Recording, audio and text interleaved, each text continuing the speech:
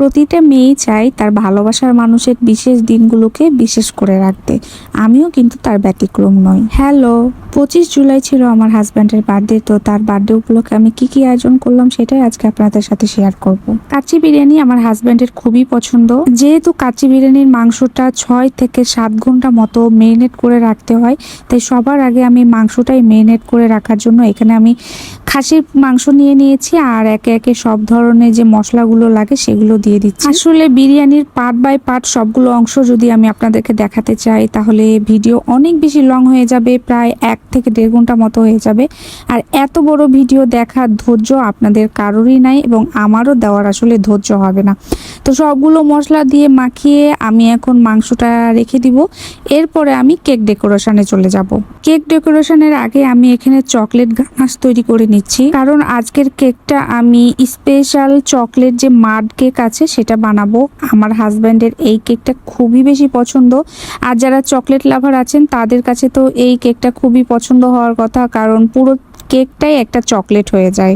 এই পর্যায়ে কেক ডেকোরেশনের জন্য আমি কেকগুলো স্লাইস করে নিচ্ছি। আর যারা প্রফেশনালি কেক বানান তাদের হাত তো খুবই ফাস্ট, কিন্তু আমি যেহেতু প্রফেশনাল না কেকের ব্যাপারে, আমি বাসায় খাওয়ার জন্য বানাই আর টেস্টটা খুবই অসাধারণ হয়। ডেকোরেশন খুব একটা পারি না ভালোভাবে এবং ফিনিশিংও খুব একটা ভালো হয় না, তবে আমি চেষ্টা করি। কিন্তু সবচেয়ে বড় কথা হচ্ছে টেস্টটা বেস্ট থাকলেই হলো। তো প্রথমে একটা স্লাইস দিয়ে দেওয়ার পরে আমি এখানে সুগার সিরাপ দিয়ে দিচ্ছি।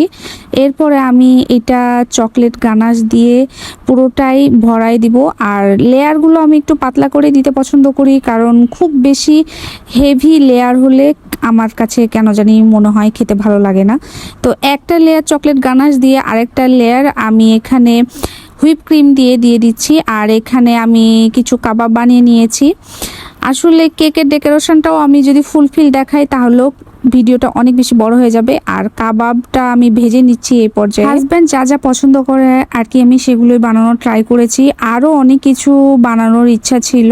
তো এই যে দেখুন, কেকটা খুবই সিম্পল ভাবে আমি ডেকোরেশন করেছি এবং সিম্পল কেক ডেকোরেশনগুলো অনেক বেশি ভালো লাগে। কেমন লেগেছে কেকের ডেকোরেশনটা আপনারা অবশ্যই জানাতে ভুলবেন না। এইদিকে বিরিয়ানিটাও আমি দমে দিয়ে দিয়েছিলাম এবং হয়ে গেছে।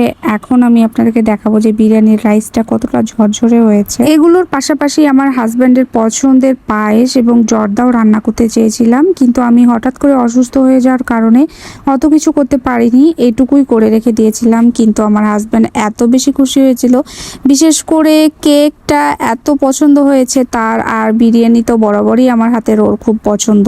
সব মিলিয়ে দিনটা আলহামদুলিল্লাহ ভালোই কেটেছিল। তো আপনারা সবাই দোয়া করবেন আমার হাজব্যান্ডের জন্য, ও যেন